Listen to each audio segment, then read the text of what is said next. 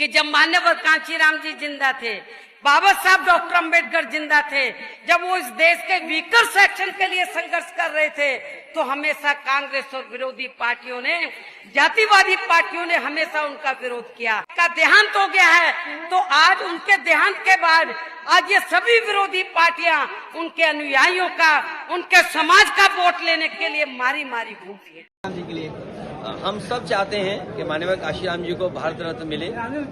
उत्तर प्रदेश की राजनीति का अखाड़ा एक बार फिर गर्मा चुका है और इस बार लड़ाई सिर्फ सत्ता की नहीं बल्कि उस वोट बैंक की है जिसके दम पर लखनऊ का सिंहासन तय होता है।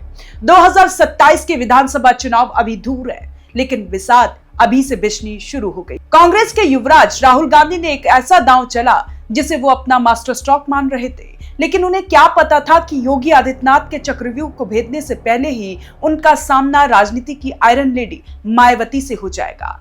राहुल गांधी ने अचानक बहुजन समाज पार्टी के संस्थापक मान्यवर कांशीराम जी को भारत रत्न देने की मांग उठाकर सियासी गलियारों में हलचल पैदा कर दी है। उन्होंने पीएम मोदी सरकार को चिट्ठी लिखी, सोशल मीडिया पर कसीदे पढ़े और खुद को दलितों का सबसे बड़ा हितैषी दिखाने की कोशिश की।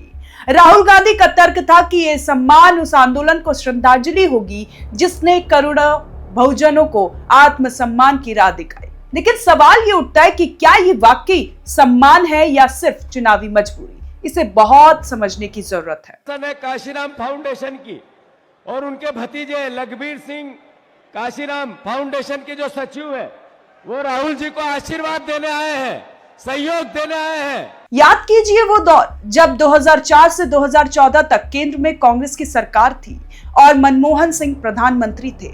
उस वक्त राहुल गांधी के पास पूरी ताकत थी, फिर तब उन्हें कांशीराम जी को याद क्यों नहीं आई?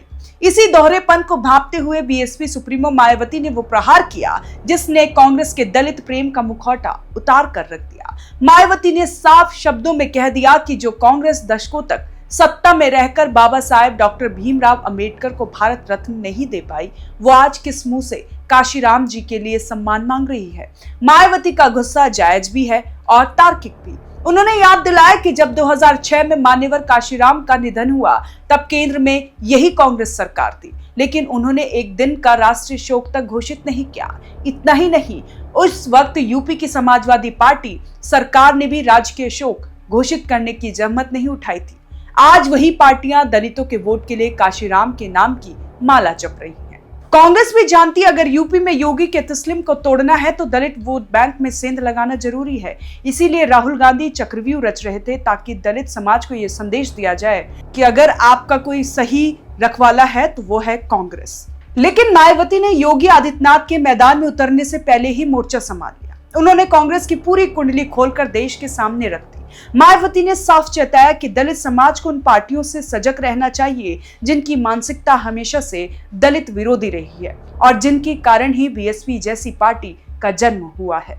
राहुल गांधी को लगा था कि भारत रत्न की मांग करके वो दलितों के दिल में अपनी जगह बना लेंगे, लेकिन मायावती ने उनके इस दांव को उन्हीं पर भारी कर दिया। उन्होंने देश को याद दिलाया कि बाबा साहेब को भारत रत्न कांग्रेस से नहीं बल्कि 1990 में बीजेपी समर्थित बीपी सिंह सरकार ने दिया था। ये इतिहास का वो सच है जिसे कांग्रेस कभी मिटा नहीं सकती। मायावती का ये आक्रामक रुख बताता है कि वो अपनी विरासत और अपने वोट बैंक पर किसी और पर कब्जा बर्दाश्त नहीं करेंगी। सवाल ये भी है कि क्या मायावती ने ये जवाबी हमला करके एक तरह से सीएम योगी आदित्यनाथ का काम आसान कर दिया है या फिर ये मायावती की अपनी जमीन बचाने की आखिरी जंग है?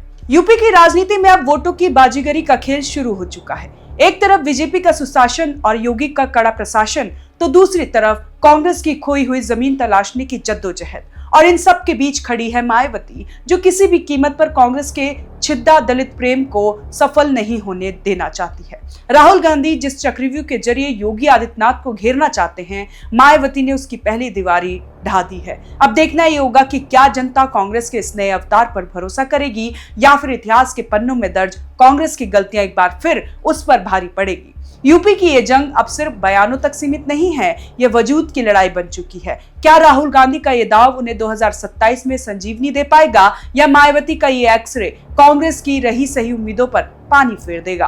तो ये वक्त ही बताएगा, लेकिन इतना साफ है कि यूपी की राजनीति में अब असली मुकाबला शुरू हो चुका है। अगर आप भी इस बात से सहमत हैं तो कमेंट कर जरूर बताएं और देखते रहे ONG न्यूज।